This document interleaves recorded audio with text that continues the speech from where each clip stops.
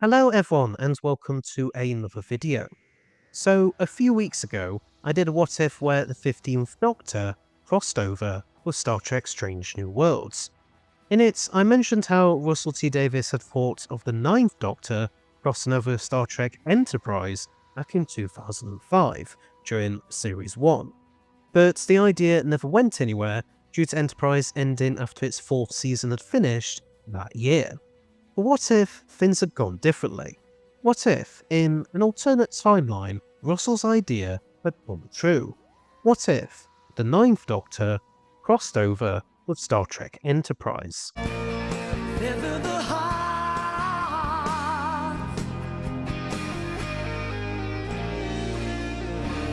So starting off, I'm going to repeat what was said in the What If the 15th Doctor Crossed Over with Strange New Worlds video, which is the fact that this is very unlikely to have ever happened, given the fact that there is a lot of behind the scenes stuff that has to be considered, involving transporting the actors and sets, getting them across to another country, and all of that kind of stuff.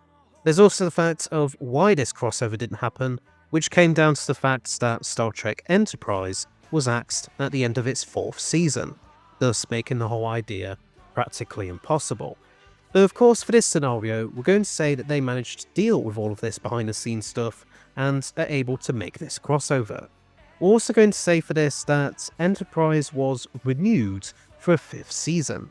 This is because, similar to last time, I'm going to have the crossover be as an episode of Star Trek rather than as a Doctor Who episode, and it will be a part of this 5th series.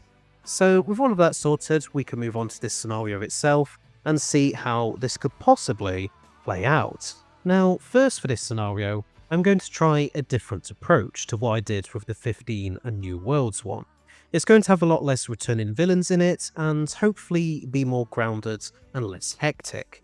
Similar to the Doctor Who Strange New Worlds crossover, this episode would be directed by Jonathan Frakes, and would be co-written by Russell T Davies, Rick Berman, Brannon Braga, and Manny Coto, or maybe just Davis and Coto. So we start off with the TARDIS landing on the Enterprise NX-01 in Cargo Bay 2. The 9th Doctor and Rose step out, unsure where they are. They make their way through some corridors when they come face to face with Lieutenant Reed, the Enterprise's tactical and security officer, and some Mako personnel. Reed barks for them to put their hands up, which the Doctor and Rose then do. Doctor smiles sheepishly, saying, "Oh, hello, take us to your leader." This then leads into the opening titles, and then we cut back to the episode itself to see Captain Archer, T'Pol and Reed interrogating the TARDIS duo in the conference room. The Doctor would attempt to use the psychic paper to get out of it, managing to fool Archer and Reed into thinking he's a ship inspector. T'Pol, however, reveals that the paper is blank, with her being immune to the psychic effects thanks to her being a Vulcan and their telepathic abilities. Reed then accuses the Doctor and Rose of being Romulan spies. This is because of the idea for the scrapped Season 5, which was to have been building up to the Earth-Romulan War. The Doctor and Rose try to make the 3 crew members believe they aren't spies, however, they're not convinced. Right as Archer is about to have the Doctor and Rose sent to the brig, time around him is stopped by the Temple agent Daniels. When Archer goes to ask Daniels what he's doing, Daniels tells Archer that he can't explain yet. It says that he needs to trust the Doctor and Rose. When Archer asks why, Daniels explains that the Doctor and Rose are time travellers from a different timeline. He then reveals that they were brought out of their timeline by the Temple Agency, because they are required for something. Archer tries to press Daniels for more information, however, he just leaves before he can give any answers, returning time to normal. The rest of the episode would then play out, with Archer trying to trust the Doctor and Rose, along with them trying to figure out why they're there. This could have a scene with Archer and the Doctor where Archer questions if the Doctor is really a time traveller, something the Doctor would confirm, explaining that he's a Time Lord and that his ship is called the TARDIS. The Doctor then states how he seems familiar with time travellers, which is when Archer explains about Daniels and what he says. This leads to them trying to figure out what this thing is that the Doctor is needed for. Eventually, however, it is revealed that the Suliban of the Cabal group have somehow returned, minus their former leader Silic, of course, once again under orders from their mysterious benefactor. The benefactor, aka Future Guy, wants the Suliban to steal the TARDIS and then hand it over to the Romulans, to give them a massive advantage in the upcoming war with the humans. The Doctor explains that they cannot allow this to happen, as if the TARDIS fell into the wrong hands, it could spell the end of the universe. This culminates in a battle between the Enterprise and a new Suliban warship, modified with Romulan disruptor technology and many other advancements. The Enterprise manages to hold its own, but it's clear that the Suliban warship is just too powerful to be truly stopped. Eventually, the Doctor helps by using the TARDIS to infiltrate the Suliban ship with Archer, Reed and a handful of Mako personnel. The Doctor would then use his sonic screwdriver to sabotage the warship, whilst Archer, Reed and the others would hold off the Suliban. Before they leave, Archer would have a short encounter with Future Guy, who tells him that whilst they may not have gotten the time machine, war is still coming with the Romulans, so Starfleet had better be ready.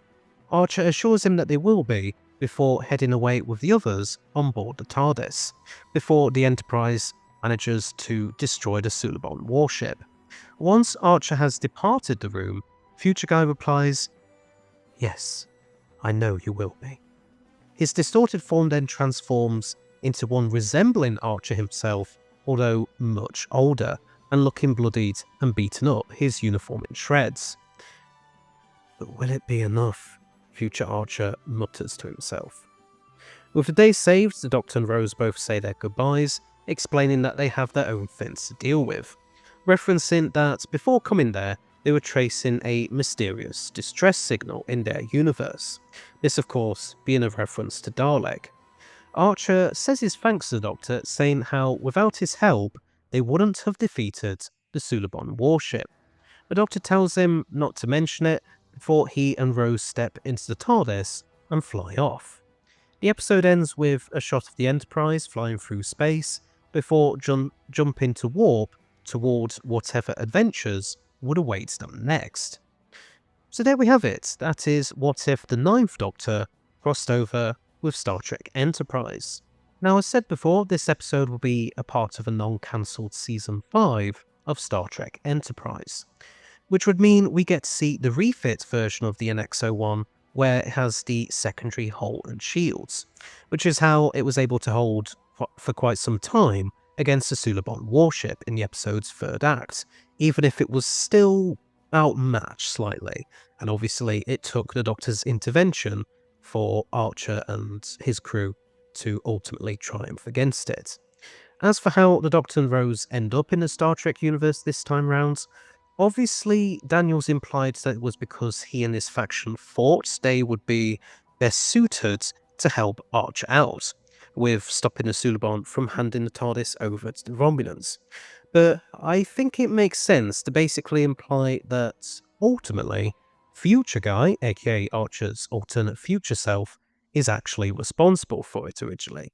He does it to quietly help his past self in a very convoluted way, manipulating events so that Daniels and his agency would have always chosen the Doctor and Rose to help Archer and his crew.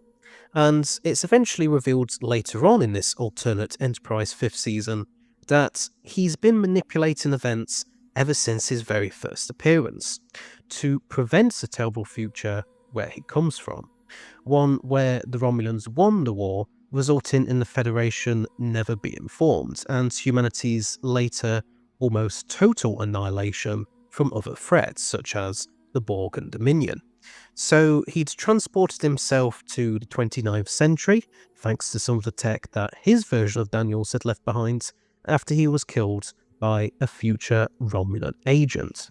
I decided to go with this identity idea of who Future Guy is, as opposed to him being a Romulan, as one of Enterprise's showrunners, Brannon Braga, had stated on Twitter back in 2012 that they'd always intended for him to be Archer from a corrupted, apocalyptic future.